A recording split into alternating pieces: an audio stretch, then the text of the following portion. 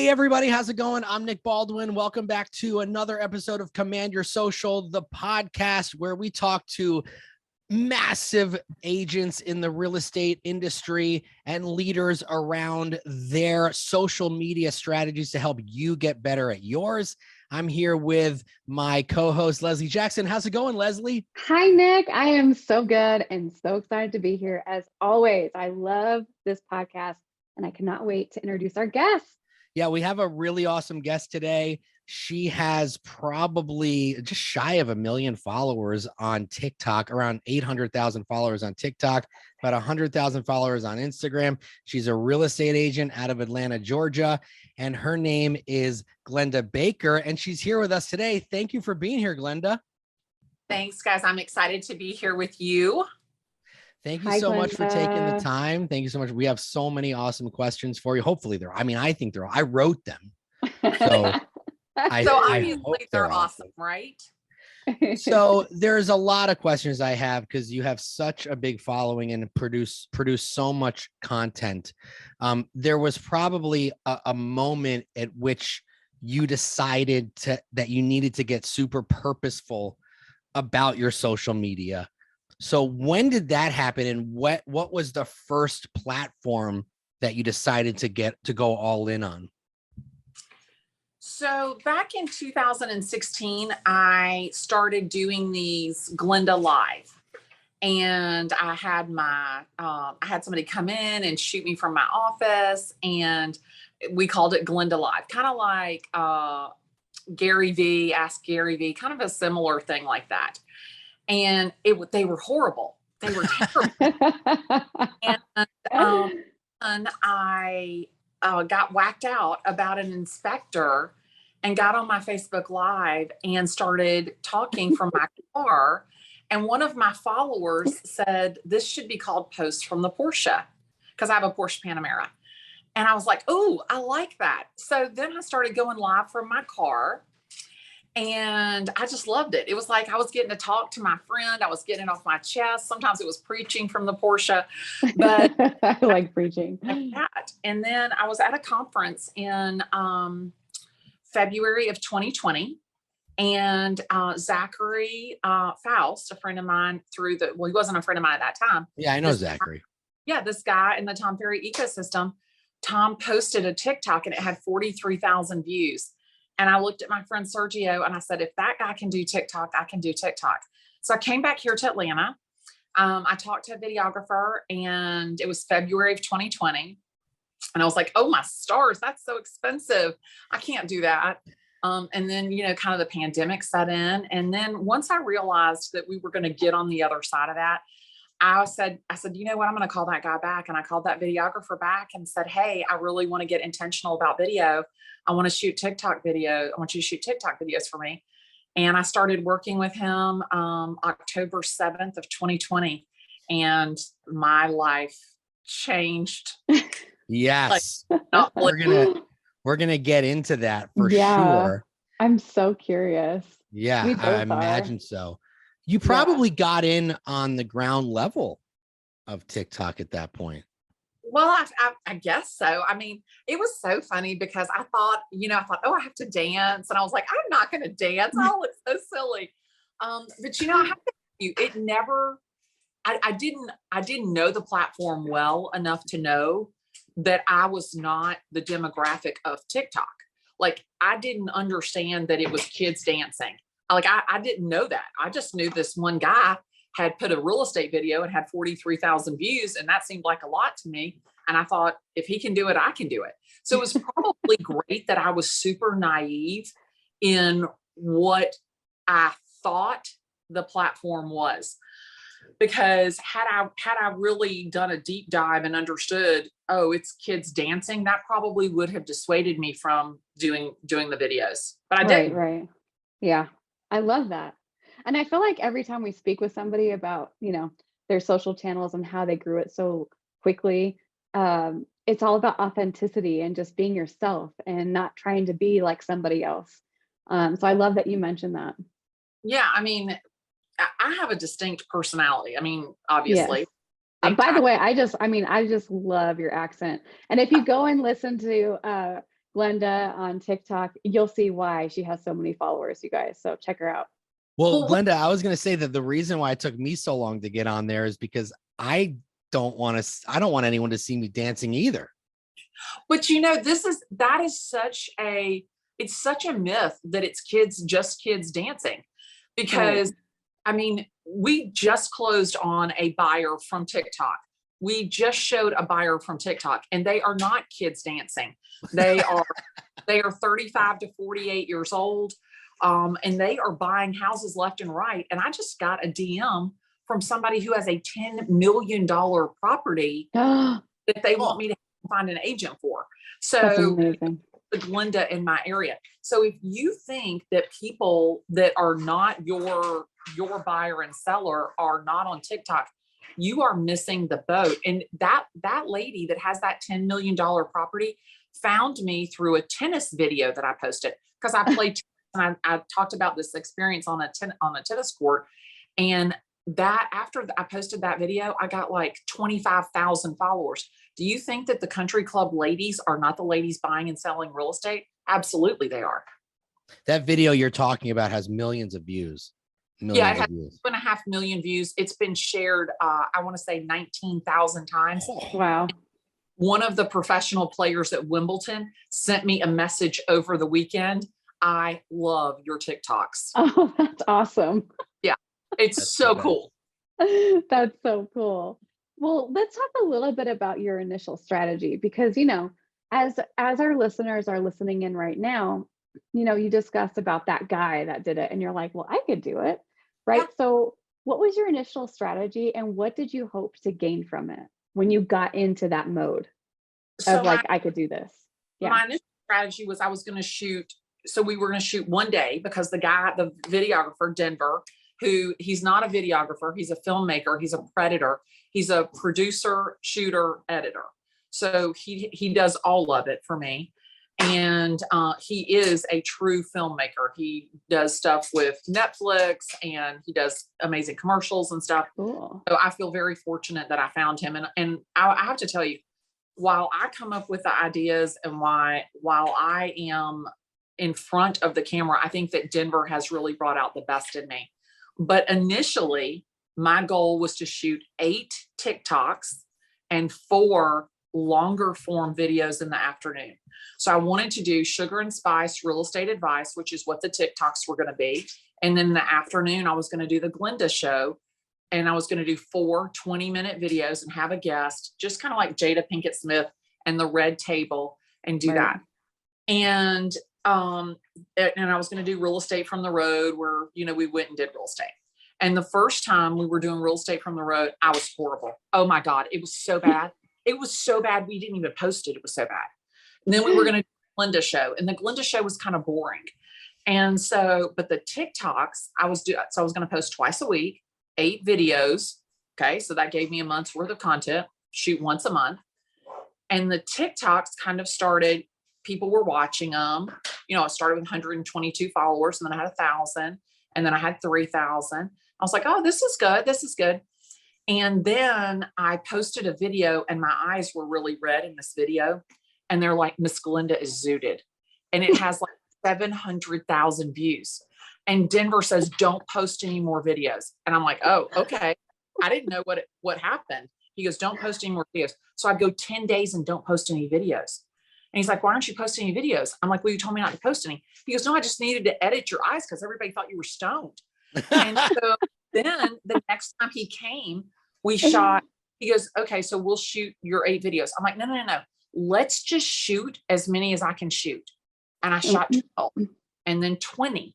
And now I've gotten to where I can shoot like 50, 55 videos in one day.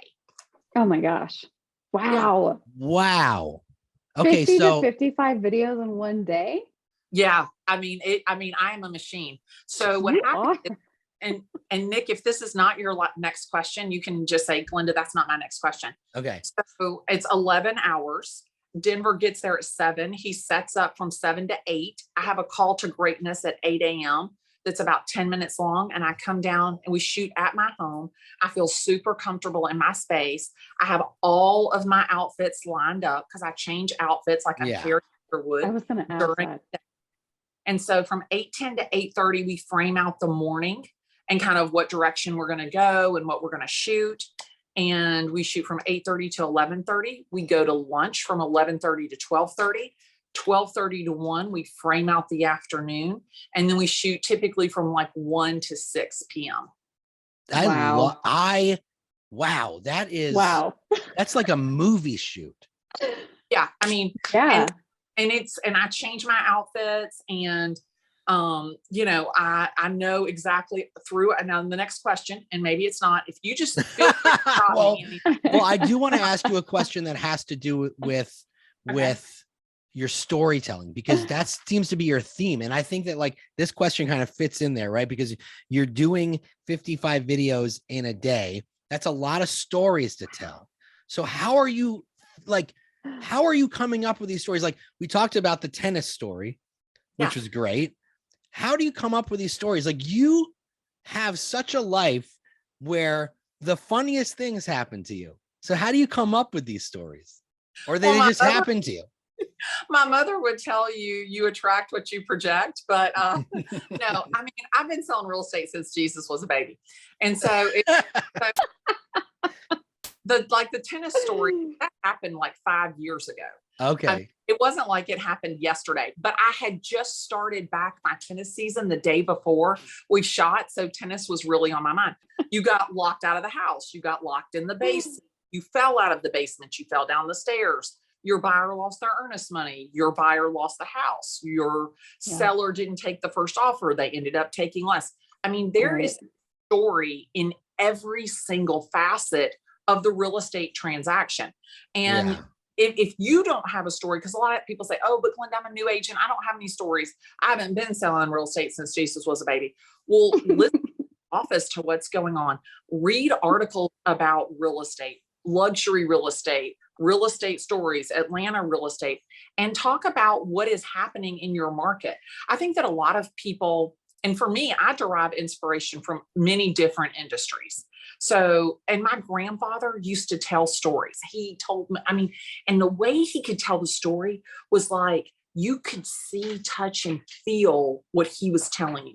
Like I never forget, he would tell me this story about his mother going out to the meat house and taking this big knife and cutting the bacon off for breakfast in the morning, and about the dew and the rain on the tin roof and the smell of it. And like, I could feel it. Like it was like I was there.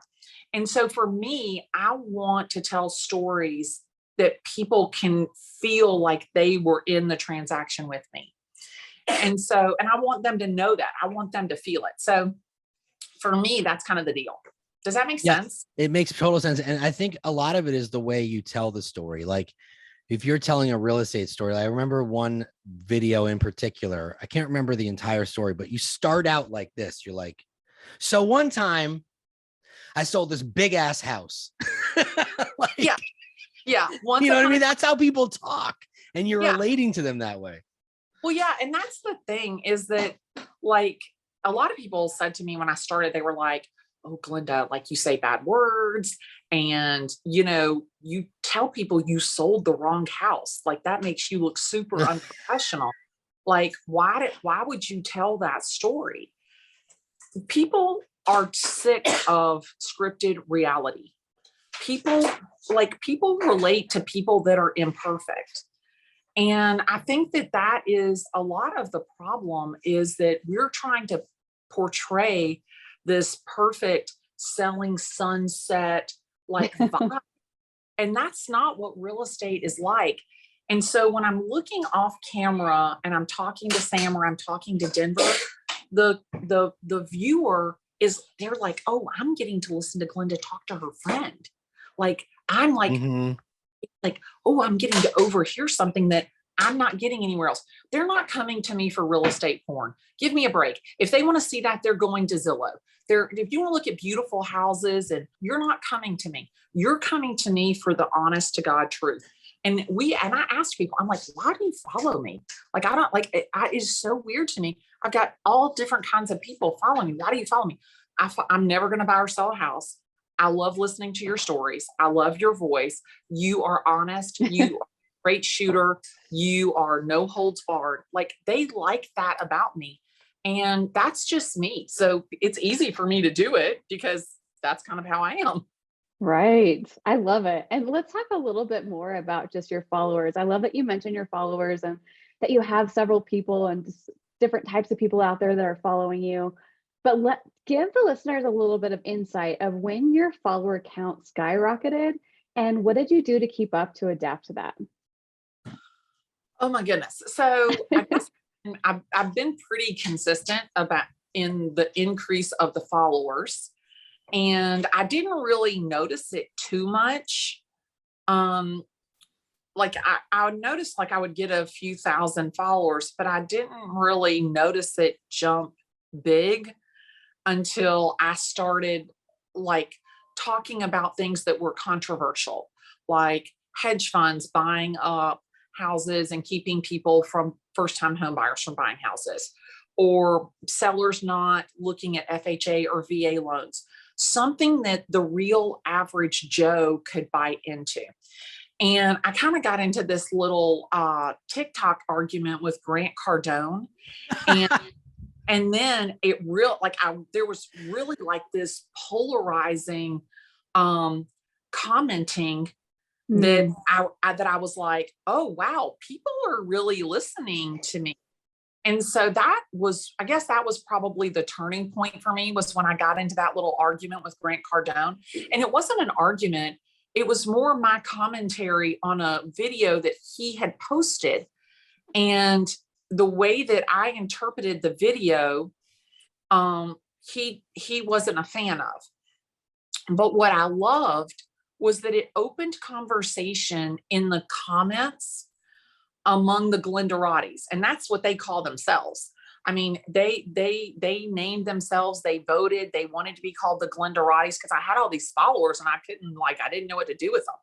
But it's hilarious because I don't even have to say anything. If somebody like throws shade or calls me Karen, I don't even have to say anything because the Glendaratis will jump in and they're like, oh, you don't realize she's been selling real estate forever. Oh, you're new here. You obviously know. So so fun that they've got my back. It's awesome. I love it's like you just got here. Okay. Like we've been here for years since Jesus was a baby. Yeah, it's exactly. It's so fun. And what's even cooler is like I'll be out and people will be like, oh, you're from TikTok. You're the real estate agent from TikTok. And I'm like, I am the real estate agent from TikTok. Like, yeah. Like, I follow you. I follow you. So it's so that cool. Is great. Well, I mean, listen, they're social media celebrities now. Like people are legit famous from social media. I mean, people are becoming millionaires from social media. My kids watch these other kids play video games on YouTube and they're millionaires from it. Like this is the world we live in these days, Yeah, it's crazy. But, I mean, in all honesty, y'all, I'm a 55-year-old real estate agent in Atlanta, Georgia. Like who in the world would have thought, a year ago, 18 months ago, that people would jump on the Glennda train? I mean, it's just been so strange, but I feel so honored, and flattered that people even care what I have to say. Do you think, do you ever get listings because of your follower count? Like, do you use that in your listing consultation? Like I have a million followers and we can promote your house in a big way. Do you use that? Hell to the yeah. Absolutely. Because I mean, there is no other agent in my market that can say, so sit down, grasp tightly. I want to make sure you listen to this. There's no other agent in my marketplace, and there's probably not any other agent in the country that can say, I have 1.5 million views on average a week across my video catalog. It's unbelievable. That's amazing. That's TikTok's number. TikTok says that I have the stickiest follower count of anybody in the real estate space. So that means that you consistently get this, like the same viewers and more over time, and they watch the video from beginning to end. 31% of my people watch the video start to finish multiple times, but also once they start following me, the unfollow is so low they can't even measure it. Wow. Yeah. So that, and now I haven't noticed this, but do you use your social media for your listings? Do you use your TikTok for your listings, or is it mostly no? So, okay. So then how do you, so you're not using it for the listings. You're just saying, listen, I'm very visible. Right. And my visibility will help you. People are coming to me for my real estate expertise. Right. People are working with me because of my real estate expertise. They're not coming to me for real estate porn. People don't come to me because I put 123 Banana Street on my social media. People are going to come to me, and that's going to help your listing because I am thought of as the real estate expert. If you search hashtag Atlanta real estate on TikTok, 71% of the videos under Atlanta real estate are me. Wow. It's unreal. Yeah. It's unreal. And everybody said to me, oh, don't hashtag real estate. Don't hashtag Atlanta real estate. That's ridiculous. You're never going to show up. 71% of Atlanta real estate is me. And I hashtag Glennda Baker, my name. People were like, oh, why are you hashtagging your name? That's stupid. Well, just so you know, it shows me the cumulative number of views across all of my videos, which exceeds 100 million views. Hello. Yeah, I will say though, obviously I don't have the follower count or the views that you do, but I will say when I use real estate as a hashtag, as opposed to when I don't, I do get substantially more views on my videos, substantially more. Yeah. And it's an obsession with people. Well, and people are looking for that micro place. So Atlanta real estate, East Cobb real estate, Atlanta Country Club, tagging that stuff, like if you looked at Atlanta Country Club, like my videos are the ones that are coming up all of the time on Instagram. Yeah, I love 100%. I mean, I just want to also add here, Glennda, that you've taken what was, just the basic real estate transaction, how it's supposed to be when you hire an agent, into social media, into the place where like most people are on every single day, every single minute of the day. And you've gained trust from your followers, which I love. And, that's the biggest thing in real estate. It's like, I have to trust you, like you, and know you in order to hire you. And you just took that simple recipe and placed it into TikTok. It's amazing.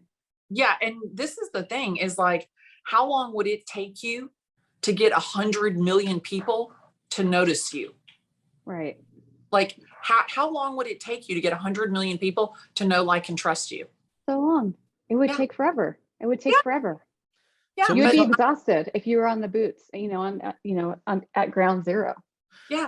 We talked a little bit earlier about your strategy with content and coming up with content, but you're shooting 55 videos in a day. When and how, when does your content strategy session happen and how does that look? Because that's a lot of videos to bang out. Do you have a group of people that you sit down with and you're like, okay, let's tell this story. Let's tell this story. Let's do this. How does that look? No. So all month long, I make notes in my phone that say, okay, I want to talk about earnest money. I want to talk about due diligence. I want to tell this story about this. I want to tell this story about that. So in my notes, I make a little list. And then from 8:10 to 8:30, Denver and Sam sit down and strategize about how, like, is this a story time? Is this a 1, 2, 3? Is this you're not going to believe this? Is this a grasp tightly? But really for me, there's not a bunch of scripting. It's literally, I'm going to do what I want to do when I want to do it, the way I want to do it, period. And that's it. So, and there's nothing scripted. I mean, literally it just rolls out. And, I give a ton of credit to Denver that he's figured out how to, edit it so that it's amazing. And it's so funny because with the tennis video, it felt clunky to me the way it had been edited. It felt very choppy. And I was like, I'm not even going to post this. Like, I don't like the way it, like, there's something about it. And it kind of makes me look a little petty. I don't think I want to post this. And then I needed to post something on a Saturday because I post every single morning. I needed to post something on a Saturday. And I'm like, I'm going to post that tennis video because nobody will see it on a Saturday. And within 2 hours, it had 1,000 views. And it was insanity. Okay. So that's a good point there. So you post every day. Yeah. Hello. Right. So, so like how many times I like realistically, I mean, that's realistic for you, but for, you know, an agent who's really trying to up their follower and up their follower count, up their views, would you suggest realistically making content for every single day of the month, or is like 2 or 3 times a week sufficient? Well, let's eat the elephant one bite at a time. So remember when I started, I was just posting twice a week. Right. So that was my goal, to post Tuesday and Thursday. Like literally, I just wanted to post Tuesday and Thursday. And then as I got better at shooting the videos, I had more content to post. And now I've got 55 videos in a month. I'm posting one on TikTok, and then I'll post a different one on Instagram. And then that LinkedIn, I'm trying to fall in love with LinkedIn, but I swear to God, it's very hard. It's very hard to fall in love with it. It is, but I'm trying to, post on LinkedIn, and then we post YouTube shorts, but every platform is a different video. So it's not like Once Upon a Time I Sold a Big Ass House goes on TikTok, Instagram, right. YouTube on Tuesday. Everything is mix and match. And at first I was going to do like listen in on LinkedIn, and Glennda goes off on Instagram. And then I just really decided, like, people like me everywhere. So let me just kind of post it and, do it everywhere and see how it goes. And y'all, my Instagram has like, I don't know what in the world happened on Instagram, but somebody found me on Instagram. And so my little son, I told him, I said, we were at the beach Mother's Day. And I said, if I could just get to 85,000 this week, that would be so cool. Cause I was like at 4,300. And so he told me, he's like, he calls me Happy Bug. It's my stepson. He goes, Happy Bug. He goes, you're going to get to 85,000 this week. So sure enough, I got to 85,000 while we were at the beach Mother's Day.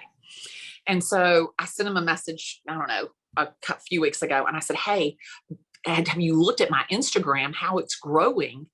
Like, I'll have 100,000 by Grant's birthday. That's my goal. So everything is one bite at a time.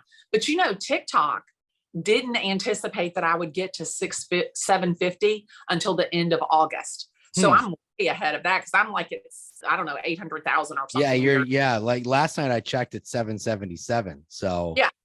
And TikTok is, Instagram, last time I checked yesterday, was like 96 or 97,000. So you're almost there. Yeah, I know. And so I'm gaining at about 1,000 followers a week, which is so strange to me, because I don't feel like that there's 1,000 people that could find me, but they are. So it's crazy. So, one of the things that comes along with social media and having such a big following is negativity from the comments. And you have your, what are they called? The Glendettes, the Glendarellis, what are they? The Glendarotties. Glendarotties. So they defend you. The Glendarotties defend you. But like, you have to get some comments when you're reading, because there's some stat, 80% of our thoughts every day are negative, because people are just negative Nancy's all the time. How do you handle that negativity? Like, people must say really terrible things. How do you handle it? And how do you continue to keep that positive attitude and not let that bring you down? Oh, my stars and stripes. Okay. So there's not that much negative. Good. But the people that are negative, I will typically sass back, because the sass is strong with this one, believe it or not. So I'll sass back one time. And then if they sass back again, I will say, you do realize that the three buttons at the top right allow you to unfollow or block me, because I want you to find somebody who is worthy of you and what you want to see. So to me, I always want to say, you know what, I always want to clap back at them one time. But if they get too nasty, I just block them, because I don't need that negativity in my life. I mean, I just don't need it. And again, like, I'm not a brain surgeon. Like, nobody dies based on my opinion. And so I think that a lot of times it's so easy to focus on that one negative comment and not look at the 1,000 of comments that say, you're so awesome. Thank you so much. You inspired me. You impacted me. You taught me this. I learned this. I'm a new agent. I'm a better agent because of you. I literally look at it for 1 second and I go live in the positive comments. Like I live in all of that, because every single morning when I wake up, I'm here to do 3 things: inspire, impact, and inform people. And if I've done that, it has been a great day. Love it. Love it. Love it. Love it. Yeah. It's super easy to slip into that one negative comment and have that back and forth. It's super easy. You did that to Grant. And he stayed on it. But he did. And you know, his team was whacked. I mean, they sent me a big, gigantic DM, and you know, he had a lot of comments to say about me, and he even brought it up again.